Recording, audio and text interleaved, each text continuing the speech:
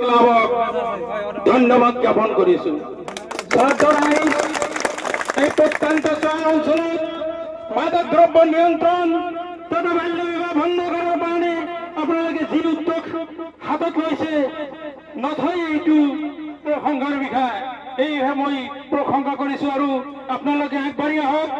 আমি প্ৰত্যেকটো অঞ্চলৰ পৰা প্ৰত্যেকটো কেম্পাছৰ পৰা আমি মাদক দ্ৰব্য বা ড্ৰাগছ আমি নিৰ্মূল কৰিম।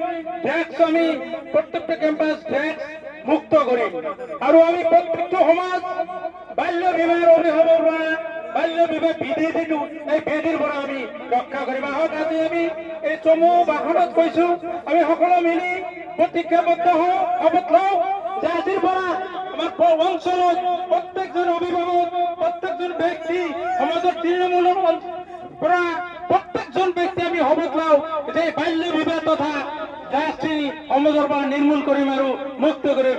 ইয়াতে মই চমু বক্তব্য সামৰিছো। ধন্যবাদ। জয়